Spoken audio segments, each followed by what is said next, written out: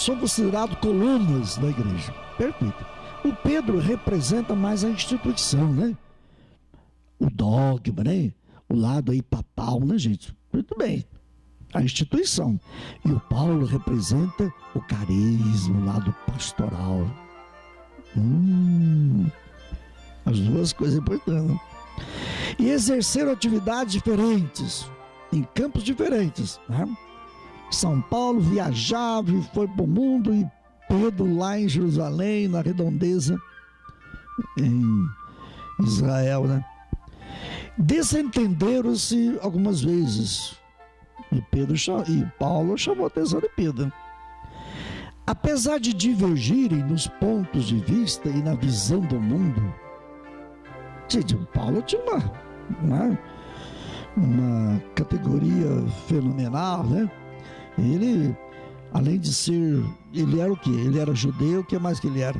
Ele era fariseu, também romano, observante zeloso, era discípulo rabino de Gamaliel. Ele era depois ficou versado nas Sagradas Escrituras, era um ferrenho procurador, defensor da verdade, né? O Paulo era forte, um homem forte, era briguento, ele era radicalista, e ele tinha uma abertura, foi ele que abriu o cristianismo para outros povos, né? Coisa fantástica, né? Ele que era perseguidor, ele que empurrou o cristianismo, chegou até aqui, Itajubá. Né? E o Pedro, né? Ele não aceitou que Jesus falasse sua paixão, não queria que Jesus lavasse os seus pés, lembra? Ele chegou a negar Jesus 3 vezes. A indecisão de Pedro, né? Os problemas dos não-judeus, lembra que as mulheres gregas lá reclamavam, problema de tradição. Coitado, Pedro pegou a barra pesada, né? E ele era um caipirão, ele só sabia pescar, né? Jesus vai transformá-lo em pescador de homens, né?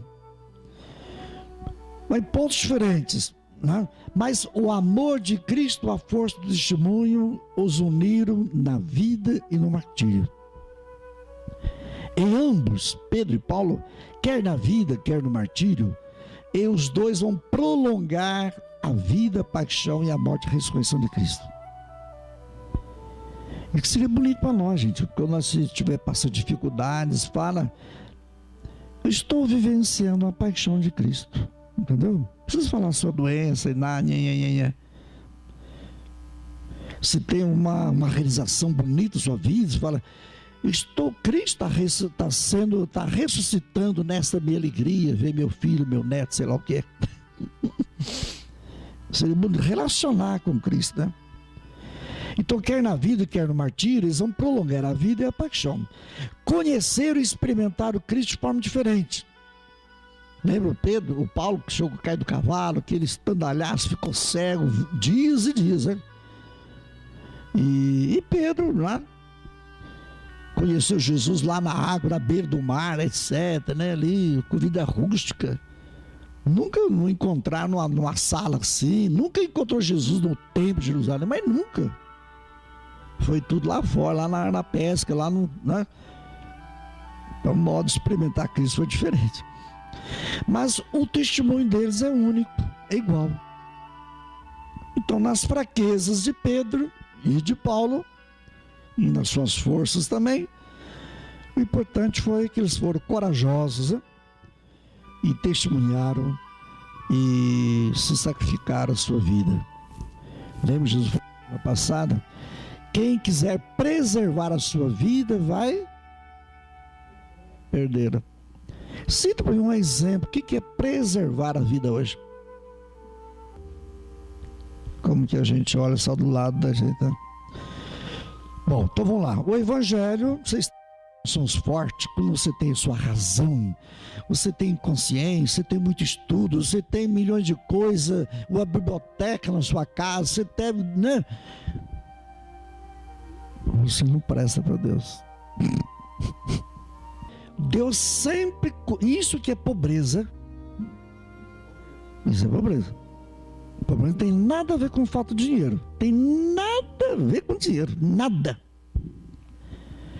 É você ser totalmente aberto ao projeto do Reino de Deus. Nossa, rebenta com toda essa carcaça aí de rico e pobre, dinheiro aí, essas coisas. Então, é essa pobreza que Deus quer constituir os discípulos. Agora os discípulos têm que aprender quem Ele é. Porque sabe que o ser humano é humano. Então, quais foram as respostas que deram lá? Quando Jesus pergunta, o que diz o povo, né, que eu sou? Então, a sociedade, existia aquela mentalidade de um Messias glorioso. Por isso que presta bem atenção nessas duas palavrinhas. Jesus sempre indica quem acredita no Filho do Homem. Jesus falava isso, porque sabia a mentalidade deles, que o Messias natural daqui da terra é um mensageiro de Deus, mas é filho de alguém, é filho de José, filho de Maria, não é isso? O Filho do Homem. Agora, quando Pedro fala o Filho de Deus, então não é mais filho do homem. Tá vendo a diferença? A religião é tudo aquilo que é bonito, que é bacana, mas que é filho do homem, portanto é coisa nossa. Isso é religião. Quando você fala que é o Filho de Deus, aí é o nível da fé. Então, e agora presta, gente, por que Jesus não vai lá no templo de Jerusalém? Tinha tudo lá. Jesus foi 3 vezes no templo. Levaram quando ele é criança para a circuncisão. Ele foi com 12 anos lá para dar uma esticadinha nas autoridades, né? Jesus discutiu com 12 anos. Depois voltou e já arrancou a bênção, lembra? Jesus nunca frequentou o templo de Jerusalém. E só cacetado no templo, né? Ele vai para a periferia, gente. Veja aí a pedagogia, né?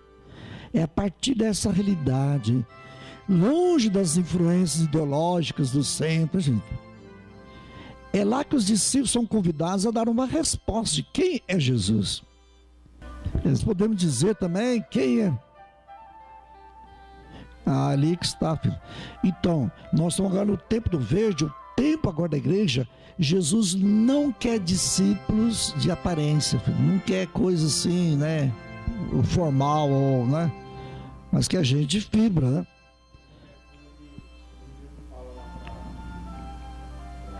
Presta atenção, por que falar que é João Batista, que é Elias? Tá vendo? Essa visão distorcida. As pessoas, gente, aqui entre nós, quem entre nós que conhece mesmo o outro aqui?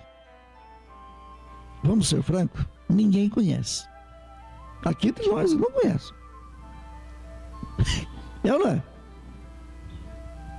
É verdade. Jesus é o Filho do Homem. Então, é João Batista, Elias, muito bem.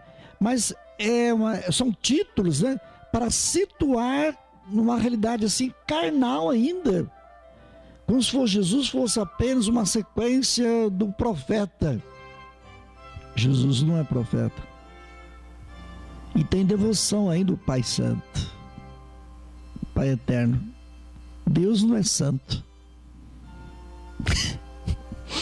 Para Deus tem que fazer adoração, não devoção. Exemplo, gente. Está aí na cara nossa, né? Quanta coisa que está só no nível humano, né? Chamar Jesus profeta, filho do homem, né? Elias, João Batista, colocando Jesus em pé de igualdade. Pessoas santas foram, né? Elias lá que combateu lá a rei Acabe de Jezabel, né? João Batista, um homem fortíssimo, né? Ótimo, Jeremias, né? Mas comparar Jesus com esses profetas, filho. Então, quando Pedro, iluminado, tu és o Messias, o Filho de Deus vivo. Não falou mais filho do homem mais. Filho de Deus vivo. Pedro. Aí que está, né? Então, quem é Jesus? Ele é visto como um simples precursor dos tempos messiânicos aí. Por causa de sua humanidade. Então ele se apresentava como filho do homem, título que o situa no chão da vida do povo dos mortais daquela época. Ele era carne e osso, filho de José e de Maria, tá certo? É justamente essa encarnação que vai ter a distorção.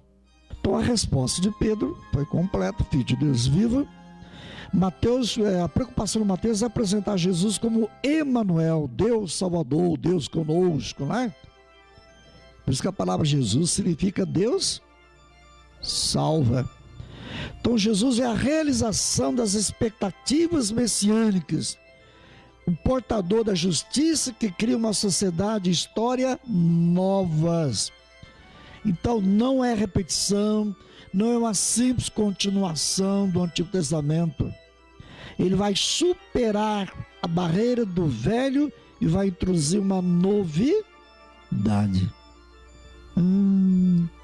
Gente, é lá na periferia também, lembra? Cesaré de Filipe. Lembra os anjos que vocês estão olhando para cima? Vai para Galileia. Não foi lá que falou que ia conversar com vocês? Vai lá.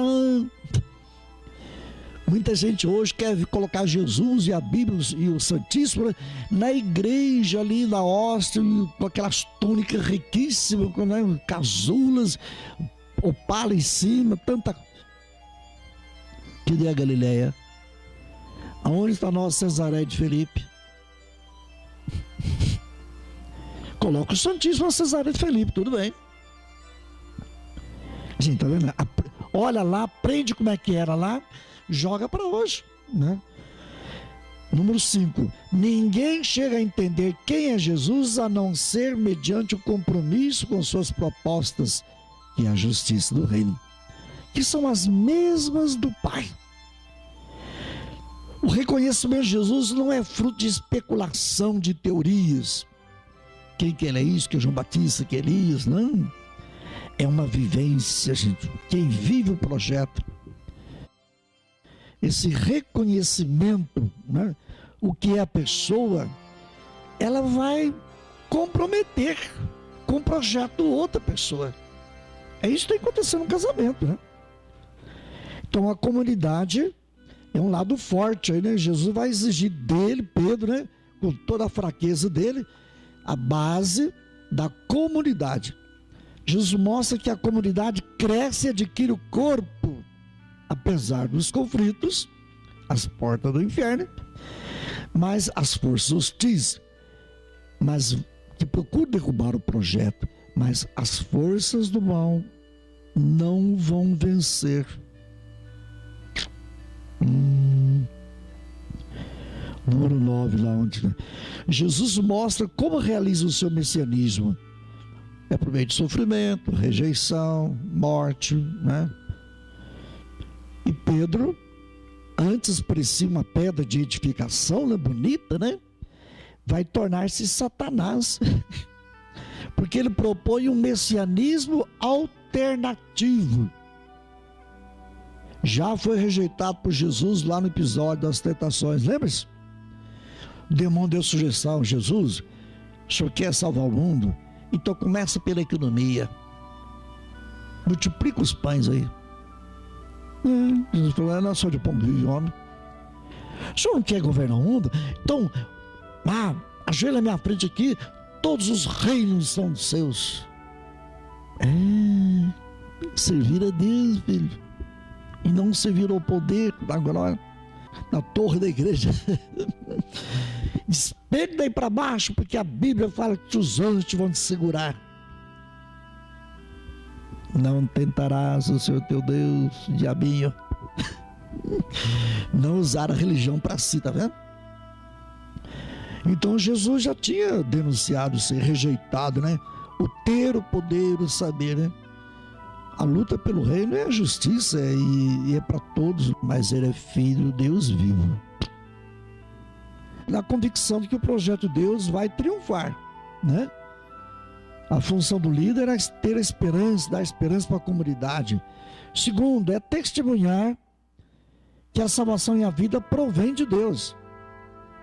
Do filho, não é do filho do homem, o filho de Deus vivo.